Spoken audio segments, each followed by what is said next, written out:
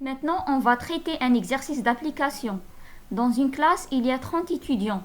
20 étudiants sont forts en probabilité. 7 étudiants sont forts en algèbre. 3 étudiants sont forts dans les deux matières. On tire au hasard un étudiant de cette classe. Calculez la probabilité des événements suivants. L'événement A, l'étudiant est fort en algèbre. L'événement B, l'étudiant est faible en algèbre. L'événement R, l'étudiant est fort en probabilité. L'événement C, l'étudiant est fort au moins dans une matière. L'événement D, l'étudiant est faible dans les deux matières. L'événement E, l'étudiant est fort en algèbre tout seul. L'événement F, l'étudiant est fort en probabilité toute seule. L'événement K, l'étudiant est fort en algèbre tout seul ou en probabilité toute seule. Dans la résolution de cet exercice, on va utiliser le tableau déjà réalisé dans ce cours, c'est-à-dire précédemment, dans un exercice avec les mêmes données, mais les questions sont différentes. Et j'ai déjà expliqué comment remplir ce tableau. J'aurais pu schématiser l'exercice différemment en utilisant un tableau comme ceci. L'événement A, c'est l'étudiant est fort en algèbre. Son contraire est l'événement A bar, c'est-à-dire l'étudiant est faible en algèbre. R, c'est l'étudiant est fort en probabilité. Contraire de R, c'est R bar, l'étudiant est faible en probabilité. Dans la case rouge, j'écris le cardinal de R inter A, c'est-à-dire le nombre des étudiants qui sont forts dans les deux matières. Dans la case grise, j'écris le cardinal de R inter A bar, c'est-à-dire le nombre des étudiants qui sont forts en proba et faibles en algèbre, c'est-à-dire forts en proba toute seule. Dans la case jaune, j'écris le cardinal de R bar inter A, c'est-à-dire le nombre des étudiants qui sont faibles en proba et forts en algèbre, c'est-à-dire forts en algèbre tout seul. Dans la case orange, j'écris le cardinal de l'événement R bar inter A bar, c'est-à-dire le nombre des étudiants qui sont faibles en proba et en algèbre, c'est-à-dire faibles dans les deux matières. Dans cet exercice, on effectue une épreuve aléatoire. On tire au hasard un étudiant d'une classe qui contient 30 étudiants. On conclut que l'univers oméga est la classe de 30 étudiants. Et les résultats possibles ici sont les 30 étudiants. Donc oméga est fini et cardinal de oméga est égal à 30. On se place ici dans le cas d'équiprobabilité, c'est-à-dire tous les étudiants ont la même probabilité d'être tirés, c'est-à-dire chaque étudiant a une probabilité de 1 sur 30 d'être tiré. Donc nous avons les deux hypothèses ou bien nous avons les deux conditions pour appliquer la formule générale de calcul des probabilités. Calculons maintenant la probabilité de tirer un étudiant fort en algèbre, c'est-à-dire P de A. La probabilité de A est égale cardinal de A sur cardinal de oméga.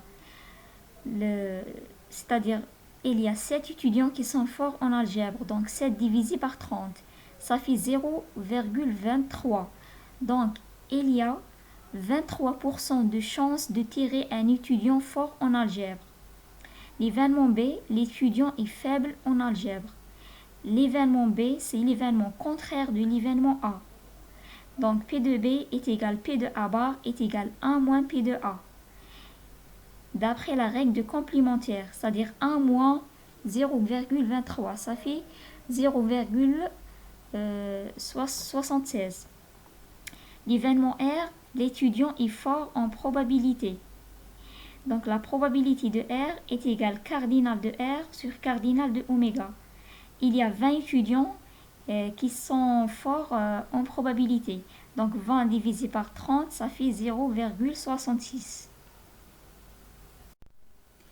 L'événement C, l'étudiant est fort au moins dans une matière. L'événement C, c'est la réunion de deux événements A et R. Donc probabilité de C est la probabilité de A union R. Les deux événements A et R ne sont pas incompatibles, car l'intersection entre A et R est constituée de 3 étudiants qui sont forts dans les deux matières. Donc, la probabilité de C est égale à la probabilité de A plus la probabilité de R moins la probabilité de A inter R. Commençons d'abord par le calcul de la probabilité de l'intersection. La probabilité de l'intersection A inter R est égale au cardinal de l'intersection sur le cardinal de oméga, c'est-à-dire 3 sur 30, c'est-à-dire 0,1. Donc, il y a 10% de chance de tirer un étudiant qui est au moins fort dans une matière. L'événement D, l'étudiant est faible dans les deux matières. En lisant le tableau, le nombre d'étudiants qui sont faibles dans les deux matières correspond au cardinal de l'événement R bar inter A bar, c'est-à-dire 6. Donc P de D est égal à 6 sur 30 est égal à 0,2. Une deuxième méthode pour trouver la probabilité de D est comme suit. L'événement D est l'événement contraire de l'événement tiré un étudiant qui est fort au moins dans une matière. Donc, c'est-à-dire P de D est égal à P de C bar. Donc, est égal à 1 moins la probabilité de C est égal à 1 moins 0,8, ça fait 0,2. Donc, il y a 20% de chance de tirer un étudiant qui est faible dans les deux matières.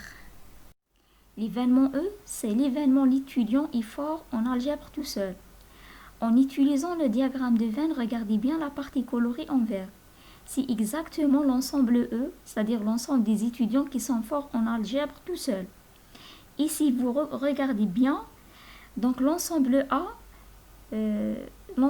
c'est la réunion de l'ensemble E, c'est-à-dire la partie verte, et l'intersection, c'est-à-dire la partie rouge. Et maintenant, l'intersection entre la partie verte et la partie rouge est égale à l'ensemble vide. Donc les deux événements E et A inter R sont incompatibles. Donc la probabilité de A est égale à la probabilité de E plus la probabilité de l'intersection, c'est-à-dire A inter R. Donc P de E, la probabilité de E est égale à la probabilité de A moins la probabilité de A inter A. C'est-à-dire P de E est égal à 0,23 moins 0,1 est égal à 0,13. Donc, et maintenant, si vous suivez le même raisonnement pour calculer la probabilité de F. Revenons à l'exercice de la classe de 30 étudiants. On a trouvé tout à l'heure que la probabilité de tirer un étudiant qui est fort en algèbre est de 0,23. Et la probabilité de tirer un étudiant qui est fort en probabilité, c'est 0,66. Et la probabilité de tirer un étudiant qui est fort dans les deux matières est de 0,1. Tout à l'heure, j'ai utilisé la lettre R pour l'événement l'étudiant est fort en probabilité. Maintenant, je vais la remplacer par la lettre B. Maintenant, supposons qu'on nous a demandé de répondre à la question suivante. On tire un étudiant au hasard. C'est l'étudiant est fort en probabilité, c'est-à-dire admettons que cet étudiant est fort en probabilité. Calculez la probabilité pour qu'il soit fort en algèbre. Si vous lisez bien la question, vous trouvez qu'il y a une condition, laquelle c'est l'étudiant est fort en probabilité, c'est-à-dire on va calculer la probabilité de réaliser l'événement A, sachant que l'événement B est réalisé. On dit probabilité de A sachant B. Cette probabilité est appelée probabilité conditionnelle. Maintenant, je vous donne la formule pour calculer une probabilité conditionnelle. La formule est la suivante. Soit deux événements A et B. Si la probabilité de B est différente de 0, alors la probabilité conditionnelle, c'est-à-dire la probabilité de A sachant B, la probabilité conditionnelle sera notée P entre parenthèses A slash B, est égale à la probabilité de l'intersection entre A et B divisée par la probabilité de B. Maintenant, revenons à notre exemple. La probabilité de tirer un étudiant fort en algèbre sachant qu'il est fort en probabilité, c'est-à-dire P de A sachant B, est égale à la probabilité de l'intersection entre A et B, c'est-à-dire la probabilité que l'étudiant est fort dans les deux matières, divisé par la probabilité que l'étudiant est fort en probabilité, c'est-à-dire 0,1 divisé par 0,66, ça fait 0,15. C'est-à-dire parmi les étudiants qui sont forts en probabilité, 15% sont forts en algèbre.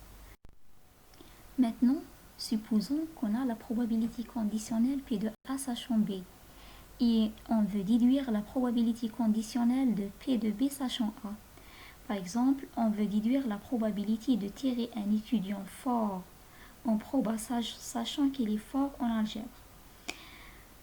Donc, on veut déduire, c'est-à-dire on va utiliser ce qu'on appelle la formule de Bayes. La formule de Bayes permet de renverser le conditionnement.